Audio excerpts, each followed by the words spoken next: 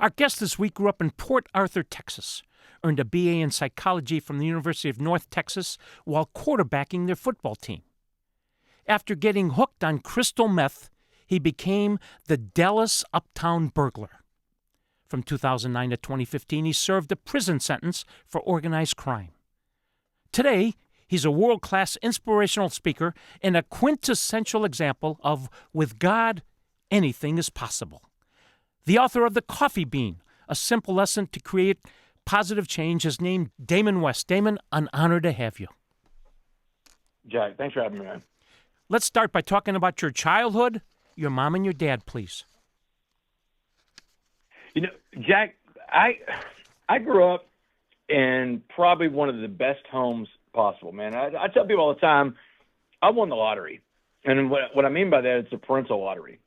I grew up in a home with two parents. My mom and my dad were married for 55 years. My mom was a school teacher and a nurse. My dad was a sports writer.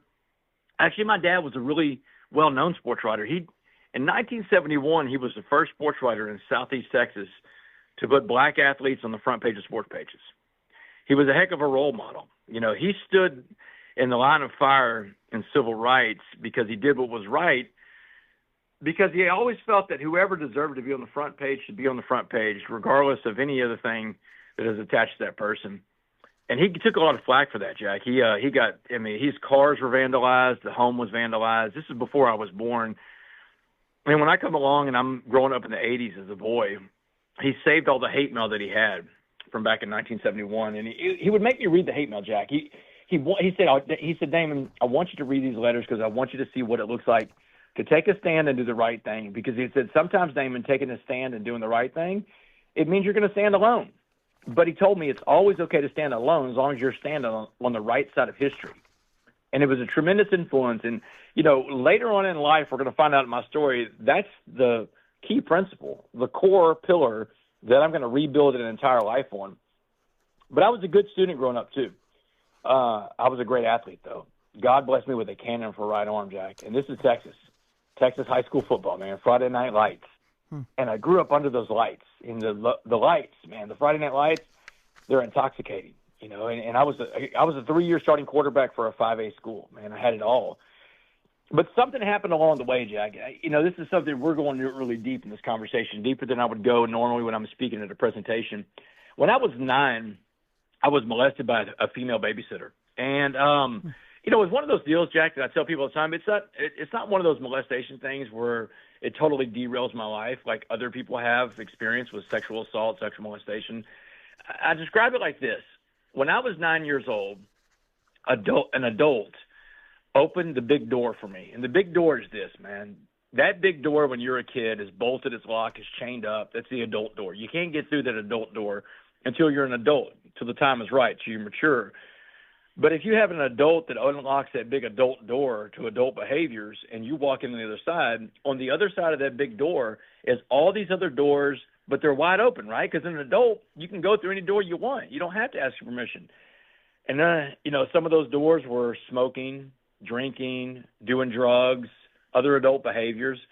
And at 9 years old, I found myself on the other side of that big door, and I started walking through the other doors because I got into adult behaviors at a young age. So, you know, of course, I'm drinking at a young age. I'm smoking cigarettes at a young age. I'm smoking pot at a young age. I got a bad belief system, Jack, and my bad belief system tells me it's okay to do these kind of behaviors, that the adults don't know what they're talking about, that it's okay. I'm Damon West. I can do what I want. The problem is, Jack, your belief systems, they go with you for the rest of your life. And when you're at that age, 12, 13, 14 years old, you're developing the belief systems. They're going to go with you for the rest of your life. And if you have bad belief systems, you know what I found out, Jack? Bad belief systems are really hard to change. They're very hard to change. And a bad belief system usually wins in the end.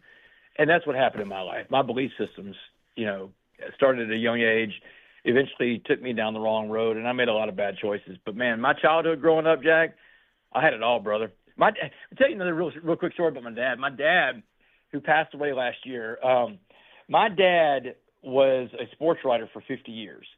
And we're from the town called Port Arthur, Texas. Well, another famous person is from Port Arthur, Texas in the world of sports, a guy named Jimmy Johnson. Remember Jimmy Johnson, Jack? Still do.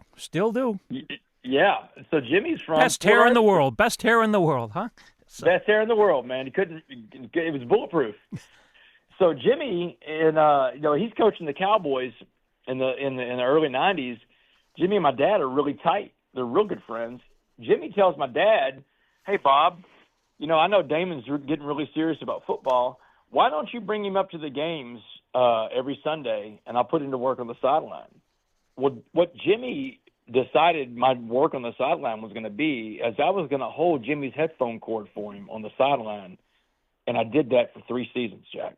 Talk about front row seat for history, man. These are the teams that dynasty that was being born. Remember that dynasty in the early '90s, Jack? I mean, I was actually in Detroit when Detroit beat the Dallas Cowboys. It was like 1992, I think, or 1991.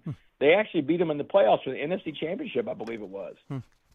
But, so that's one of the cool things I got to do in childhood, to be around Jimmy Johnson, see his leadership, see what leadership looks like, see what culture looks like on a front row seat of that. And that's so much what I talk about when I go to these groups, these teams, these organizations, is I'm talking about culture and changing your culture and having a positive culture. And Jimmy Johnson was one of those great examples to be at a front row seat of student history for. We're talking to Damon West. He became, as he said, quarterback, Division I, University of North Texas. On the third play against the Aggies, Texas A&M, he got injured. All right, he got his degree, turned to drugs, and he becomes a stockbroker in training for UBS. This is Anything is Possible. I'm your host, Jack Crisula. We're with Damon West. Today is a world-class inspirational speaker and a quintessential example of, with God, anything is possible. Okay, Damon, you're a stockbroker in training with UBS, and one day in 2004, you meet up with crystal meth. Take it from there. Yeah, so Jack, this is what I tell people this is part of the story. This is the event that not only touches my life, but it touches the lives of so many other innocent people. It's 2004. I've just returned to Dallas, Texas, and I've been on this journey for the last 4 years. I graduated college from University of North Texas in 1999. As you said, I went and worked in the United States Congress. Then I worked for a guy running for president. I actually worked for a guy named Dick Gephardt. This is 2004. He's a minority leader in the House, Democratic minority leader, and he's running for president. I raised money for Dick all over the country. And when Dick drops out of the race in early 2004, I'm out of a job, and I decide I'm going to take my book of business of all these big donors I've been working with, and I'm going to go in the world of high finance. And I'm being recruited by the world of high finance, by the way, because what firm doesn't want to hire a guy with that book of business with millionaires and billionaires that are donors to political parties? So I landed on a job at UBS, United Bank of Switzerland, and it's in Dallas, Texas. So this is the job that brings me back into Dallas. I went to college at University of North Texas, which is right there in the DFW Metroplex.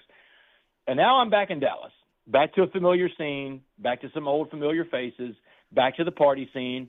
And I'm into the party scene back then, Jack. And I'm doing some drugs back then because after I got hurt in college football, when my career was over, that's when I really got into drugs. And it was something that was I would say I was functional. I'm using air quotes right now for the audience. I'm functional alcohol. I'm a functional addict. Partying a lot, drinking, doing a little cocaine here and there. But one day at work in 2004, this other stockbroker comes up. He sees me sleeping. He wakes me up, and he's visibly shaking, Jack. He's like, "Hey, listen, man, Damon, you can't sleep on this job. The markets are open. You're messing with people's money. They'll fire you if they catch you sleeping here." He said, "Come on down the parking garage, Damon. I got something that'll pick you up." So I follow this guy in the parking garage that day. We get into his nice little sports car, and he hands me a glass pipe, Jack. And in this glass pipe are crystal rocks. Now, I've never seen a glass pipe before. This is the first time I've ever seen a glass pipe. The stuff I've been doing, I've been snorting through a straw. And I asked him, I said, "Man, what is that?" He said, "Damon, just relax.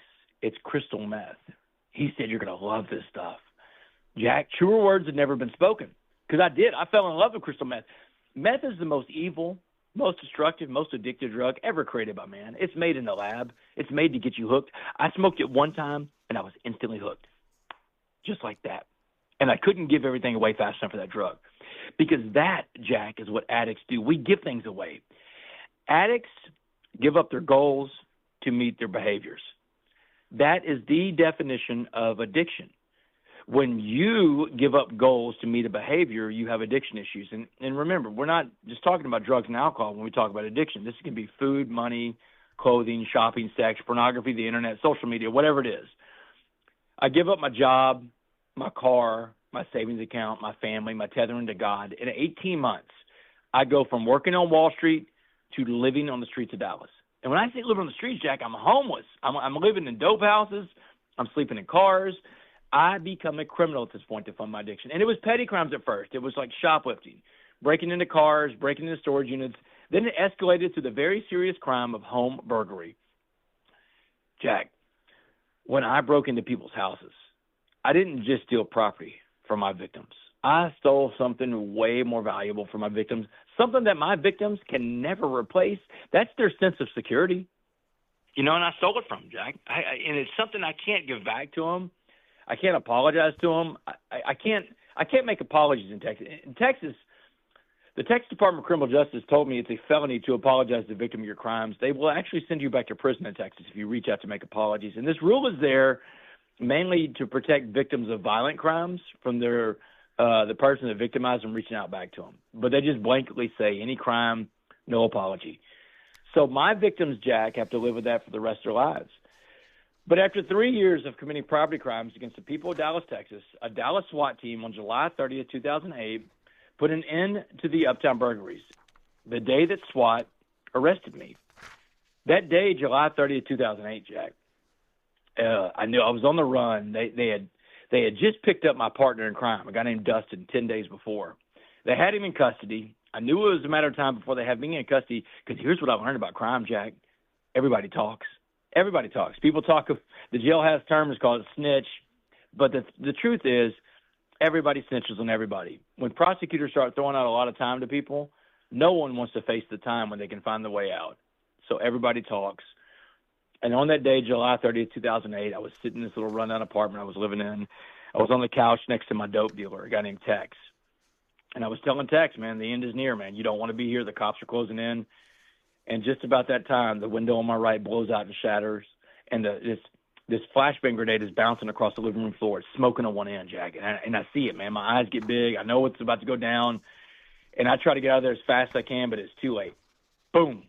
This flashbang grenade blows up in my face, bright white light, loud noise, blows me back on the couch. And when I came to, when I can see and hear again, there was a cop standing over me in full SWAT riot gear. His boot was on my chest, the barrel of an assault rifle, digging in my eye socket. And he's screaming, "Don't move, don't move." And I'm like, man, don't worry, don't worry. So the cops, they flood into my apartment, the Dallas SWAT team, and one of them screams out loud, "We got him. We got the Uptown burglar." And they did. They had me, Jack. On July 30th, 2008, the Uptown burglary crime spree came to an end because the Dallas SWAT team arrested me that day. Or as I like to tell people, Jack, I look back at that day, July 30th, 2008, that's not just the day I was arrested. That was the day I was rescued, right? I mean, that's a shift of mindset that you got to have in life where you stop seeing the adversity in front of you and you look for the opportunity in the adversity. I look back at that day as the day that the Dallas SWAT team saved my life. Because they got me out of a situation, Jack, I couldn't get myself out of. I wasn't getting myself out of the Uptown burglaries alive. So the Dallas SWAT team didn't just arrest me that day. They rescued me that day, Jack. We're talking to Damon West. When we come back, we're going to ask him about the trial. 6 days.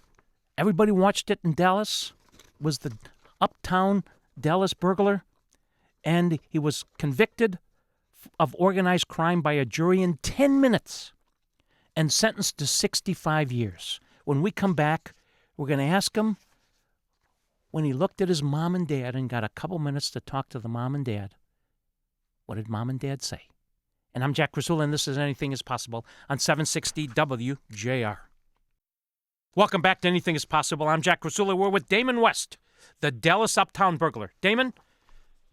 May 18th, 2009, a 6-day trial. You're convicted for organized crime by a jury in 10 minutes and sentenced to 65 years. You get a couple of minutes with mom and dad. Tell us about that conversation. Yeah, so the May 18th, 2009, one of the most pivotal days of my entire life. And so, man, I vividly remember that day. It was the sixth and final day of my trial, and Jack, a 6-day trial. You got it. We put everybody into the courtroom that day and let you just see what's going on. This trial goes on for 6 days, and the crimes that I'm standing trial for. This isn't a burglary case anymore, Jack. This is the highest level case a prosecutor can bring against you. This is an organized crime case. This is RICO. This is racketeering, influence, corrupt organization. It's how they took down the mob, and I am the boss of the entire RICO ring. I'm standing trial for all the crimes that everybody committed, including myself, and I'm guilty of everything. They've got me dead to rights. The jury hears from everybody in the crime spree. I mean, we're talking about all the co-defendants, the co-conspirators, the victims of my crimes, everybody, the police, and it is just a bloodbath. They even hear from me, Jack. The biggest witness against me in my case was me, and here's how they heard from me. I didn't take the stand. It was the jailhouse recordings. Criminals are stupid, Jack. I stand on that very firmly. We do stupid things. We say stupid things. And whenever I was in Dallas County Jail, I was scared, and it was in a place I'd never been, and I wanted out. Part of the reason I wanted out is I wanted to get high again. I'm an addict, right? I want to get my meth. So I'm on the phones in the jail calling all the people from the dope world, people I've done a lot of crimes with, and I'm telling them, you owe me money from this job we did.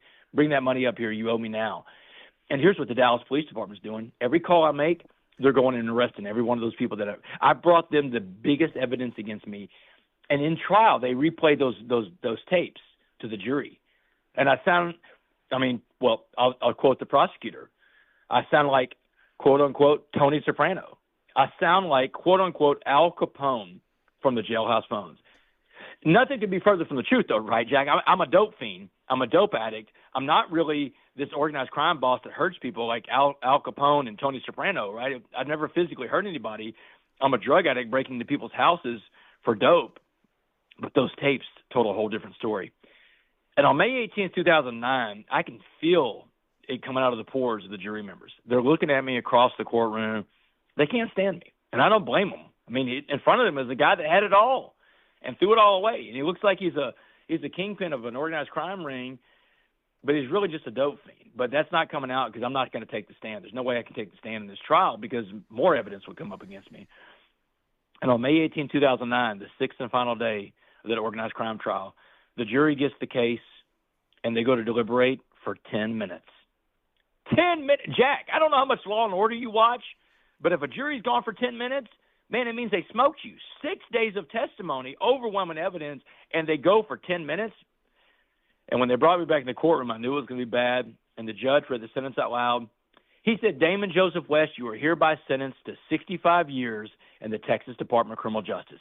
Jack, 65 years in Texas is a life sentence in Texas. The jury gave me life that day. Immediately after the trial was over, the bailiff was on me, the sheriff was on me. I mean, they're getting you out of the courtroom as fast, just like you see in the movies. I lock eyes with my mom on the way out of the courtroom. I'm like, Mom, I'm sorry. They whisked me out of there. They put me in this little side room. It's got a bulletproof glass. They told me to wait. A few minutes later, my mom and my dad were escorted on the other side of the glass. They're going to give me one last visit before I go to prison. They feel sorry for my parents, Jack, because I just got life. My dad, he can't talk. He is in stunned disbelief that his son, who once had all this promise in life, just received a life sentence in prison. So my mom steps up and does all the talking. And she says, baby, debts in life demand to be paid. And you just got hit with one hell of a bill from the state of Texas.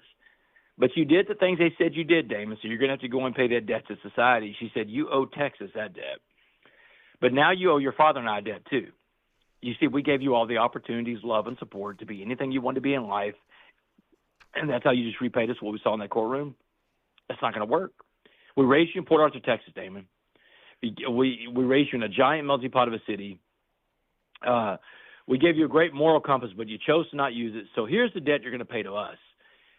When you go to prison, you will not get in one of these white hate groups, one of these Aryan Brotherhood type of gangs. She said, you were never raised to be a racist. You're not starting that stuff now. She said, you will not get any tattoos while you're inside that prison.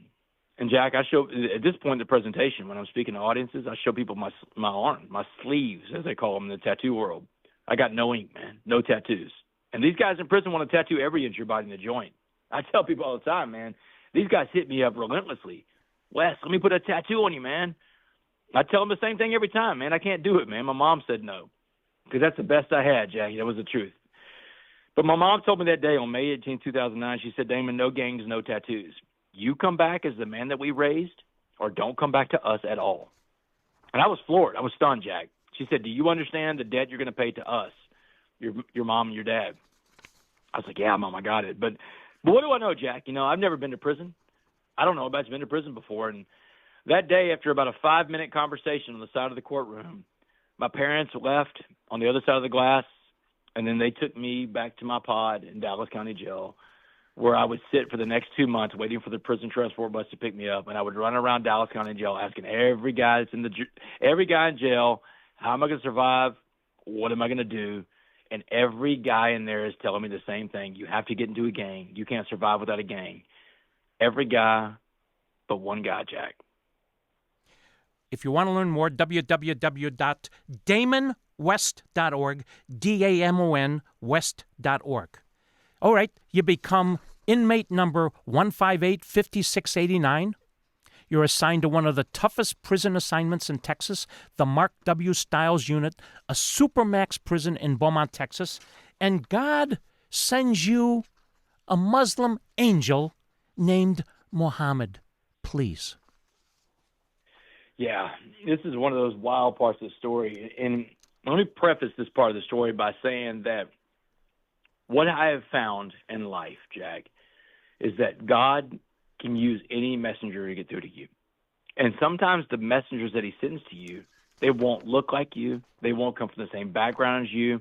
They won't have the same experience as you. They may not even believe in the same thing that you believe, right? Mine comes in the form of an old black Muslim guy in Dallas County Jail named Muhammad. Now, Muhammad is what you call a career criminal, Jack. He's been in and out of prison his entire life.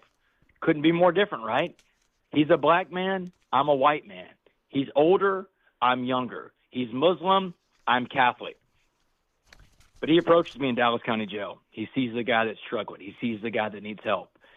And he reaches out to me, reaches a hand out to me, and he tells me, hey, listen, man, I've been watching how you're dealing with these knuckleheads and these dummies, talking about you got to get into a gang when you get to prison. He said, do not listen to these fools.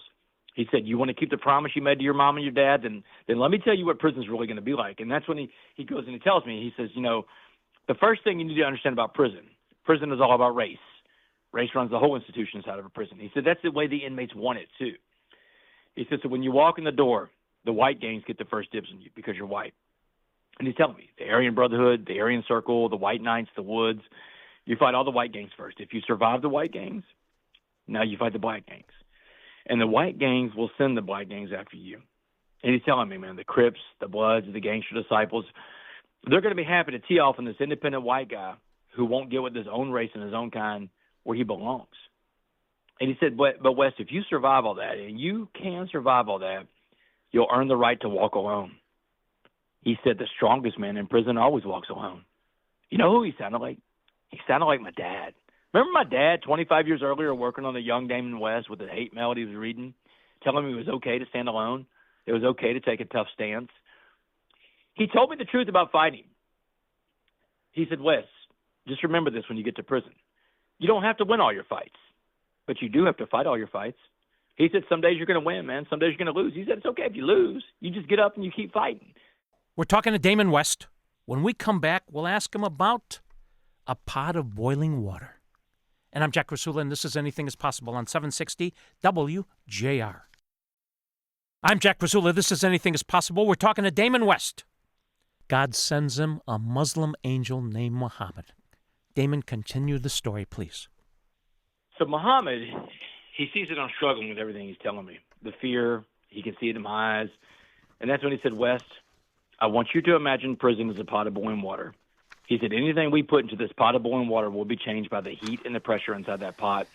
He said, I'm putting 3 things in this pot of boiling water and watch how they change. A carrot, an egg, and a coffee bean. Jack, here's where I first heard the story of the coffee bean. It's the summer of 2009 in a jail cell in Dallas County Jail, exactly 10 years before John Gordon and I write that best-selling book in 2019 called The Coffee Bean. So he walks me through it. A carrot in a pot of boiling water goes in hard but becomes softened by the water. An egg in the same pot of boiling water goes in with a soft liquid inside. but the water changes that egg on the inside. It makes it hard. Your heart becomes hardened. He said, you don't want to be the carrot, you don't want to be the egg. But he said a coffee bean was entirely different because a coffee bean goes in the pot of boiling water and changes the pot of boiling water into a pot of coffee. He said the coffee bean changed the water around it with the power inside of it. He said you have the power inside you to change the water around you. But if you want to come back as someone your parents recognize, you've got to buy into this thing. You've got to become that coffee bean. The coffee bean's the only thing that changes the water. It's the change agent. And in fact, the last words he ever says to me, Jack, before the prison bus comes to pick me up, he says, hey, West, be a coffee bean. Be a coffee bean. The 4 words that changed my life, Jack. And they couldn't come at a better time. Because when I got to prison, prison was a baptism by fire, Jack. And it was just like he said it would be. It was fighting constantly. The first 2 months of prison, I get in 3 dozen fights. It's a bloodbath, right? And I lose 75% of those fights. But I win all the fights, Jack, because I show up to the fights, because he told me you don't have to win those fights. You got to fight those fights. And that's all anybody cared about in prison. They just want to see if you're going to defend yourself. So 2 months of constant fighting. The violence is finally over. The threat to my physical safety is gone. And that's when I start working on myself, Jack, inside that prison. That's when I start becoming a coffee bean. And it was a slow go at first, right? This is a prison. It's a dungeon I'm waking up in every day. But I got up with a different mindset. That's what we first have to do. You got to change the way you see the world around you, right? You got to wake up in a positive mindset. I had to stop looking at prison as a punishment and start looking at prison as an opportunity. What a big shift in mindset, right? You're waking up in a dungeon every day. But I did it, Jack, because your mind's a powerful thing. I started developing my rules of being a coffee bean, have positive body language everywhere you go, smile, work on yourself every day, spiritually, mentally, physically. Practice servant leadership in all your endeavors. Try to control the controllables. The controllables are this. You can control what you think, what you say, what you feel, and what you do. And if you focus on those things, you invest your time in an area where you can actually impact your life. And the last rule really about being a coffee bean is that your past does not define you. And that was my mindset. My past doesn't define me. I'm going to create a better story, better version of Damon West inside this prison. And I did. The parole board comes to see me in 2015, 7 years, 3 months, 18 days after I started this journey with the SWAT team, where they saved my life on July 30th, 2008. On November 16th, 2015, I make my first parole, and I walk out of a Texas prison. But I'm not a free man. There's some strings attached to this. I'm on parole until the year 2073, Jack. So I got a little time left on parole, about 49 years from when we're having this recording right now. But I'm not worried about being on parole because I'm a coffee bean. Jack, whenever I got out of prison, I knew I was still in this incredible story, this great message of the coffee bean. But I didn't have a lot of places to share the story. And I found out really quickly, you can't go knock on the door of a high school and say, I just got out of prison, I want to talk to your kids. They'll chase you down the street, man. They chased me one time. I had to find people that would believe in me, and that belief I've believed. I really believe, Jack, and this is the thing about belief. Growth follows belief. You have to believe in yourself before anybody else will believe in you. I really believed, as crazy as it sounds, that my story was going to take off in the world of college football because that's where my fork in the road happened, and that's where I figured I could have the most impact in people's lives was college football players. But the problem was, Jack, it's been 20 years since I took a snap. Coaches don't know me, and I don't know them. But all that would change. You go to a college football coaches conference in Houston, and you start reaching out to Nick Saban, Mark D'Antonio, and others saying, let me talk to your kids. You get dejected over and over and over, and then God sends you another angel. Please. There were 8 coaches at the award show that night. It was January 11th, 2017. I've been out of prison 14 months. It's the Bear Bryant Coach of the Year Award in Houston, Texas. 8 best coaches in America. I run around that room that night, Jack, and I'm shaking every coach down. A buddy of mine sneaks me in the back door, first of all. That's how I got in. I run around shaking every coach's hand, give them my pitch of why they should bring me to talk to their team, and every coach shoots me down. In 1 hour, I get 7 no's from the 8 coaches there. That's a no every 8 minutes. I'm in the corner Toyota Center looking at my wounds, feeling sorry for myself, about to walk out the door, but I have one coach left to talk to, and I'm not leaving until the last coach tells me no, but the last coach had just beat Alabama 2 nights before for the national championship. Everybody wants his time. So I stalked Dabo Swinney around that room, the head coach at Clemson. I look like a crazy person, Jack. I'm stalking this guy. I finally get in front of him. I give him my pitch, and, man, all he can say is, you got a card on you? I heard that before that night. Some of those coaches said the same thing. I gave him my card. He took it from me. He said, I'll check you out. He was gone. Well, that was a no. Looked like a no, felt like a no, but I tell you what, Jack, I felt good about that no. That no meant that I left it all on the field. That was one of the lessons I learned from playing sports. All right, Muhammad said, you don't have to win those fights. You got to fight those fights. 4 months later, I get an email out of the blue. It's the director of football operations at Clemson. He says, hey, Coach Sweeney mentioned an award show in Houston. I'd love to have you come talk to the team. Do you have August 1st open? One yes in a room full of no's, and it's the national championship coach, Dabo Swinney. I talked to his team in August 1st of 2017. After that, Dabo plugs me into the whole coaching world. Nick Saban, Kirby Smart, Lincoln Riley, Lane Kiffin, Chip Kelly, Ryan Day, Mark D'Antonio. Every coach in America starts calling my phone, when are you going to talk to my team? The dream is real. It's happening. Then Dabo introduced me to another servant leader, a guy named John Gordon. John Gordon is one of the biggest motivational speakers and authors on the planet, Jack. This is the Energy Bus guy. I follow John on social media for my inspiration. When John calls me that first time in 2018, I'm like, John, how do you know who I am? How did you get my number? And he told me about Dabo. He said, I just spoke to his team. He brought me in the office to tell me your whole life story. And John said this in 2018 before the pandemic, Jack. He said, Damon, the world needs a coffee bean message. Let's deliver this message to the world. He said, write a book with me. We'll call it The Coffee Bean. Jack, in the summer of 2019, the book The Coffee Bean comes out, takes the world by storm. Top of every bestseller list, gets a global publishing deal attached to it. Global publishing deals are rare, Jack. That's when they reprint your book in every language in the world. It starts popping up in Chinese and Spanish and Arabic, French, Italian, German. And then the year 2020 comes. Remember 2020, Jack? The global pandemic. The entire world becomes a pot of boiling water, and the entire world is searching for the right message to get them through. And so many people landed on the coffee bean guy, Damon West. And my life took off like a rocket ship, and it hasn't stopped yet. But I tell people this all the time. I come back to this story. It all goes back to that one night in Houston, Texas, January 11th, 2017. That night that I had those 7 no's, and I almost walked out the door before the last coach could tell me. And if I walk out that door that night, we're not having this conversation today, Jack. And the world doesn't have the coffee message. So what I tell everybody is this. You cannot give up on your hopes and goals and dreams. You can't give up before you give it all your effort. You don't not ask your question. The only question you know the answer to is the one you do not ask. That's a no every time, right? I think Wayne Gretzky said it best, Jack, and you're from a hockey part of the country. Wayne Gretzky said you miss 100% of the shots that you do not take. You got to take your shots in this life, Jack. We're talking to Damon West, www.damonwest.org. The greatest speaker I ever met, friends, in my life was Zig Ziglar. When I met Damon West, Pam and I, a month or so ago, I think he's the second best speaker I've ever heard in my life. Damon, you're a druggie, a burglar, a thief, and God decides to have you become this unbelievable speaker in spite of yourself in 30 seconds. Why? That's how God shows he's real, Jack. When I walked out of prison, God told me, you're going to work for me now, Damon. I put you through all this for a reason. You know, this is how I show that I'm real. He said, here's the deal. You're going to have this incredible life because you're going to inspire people. You're going to inspire people and show them what they're capable of. You're going to show them the power of Christ inside them. But here's the catch, Damon. This is about me. It's not about you. The minute it becomes the Damon show and not God's show, you're coming back to prison. You are a vessel, and I can find another vessel. Let's get to work. That's the last thing Christ told me when I walked out of prison that day. Well, Damon, you may be a vessel, but you're a golden, fabulous vessel. Keep up the great, great work. Thank you, Jack. Thanks for the time today, too, to talk to your audience. I've been looking forward to this for months, man. Thank you for the opportunity today, Jack. Thank you. Please join us next week. Until then, I'm Jack Krasula. Thanks for listening, and make it a great week and a great new year, because with God, anything is possible. Spohom.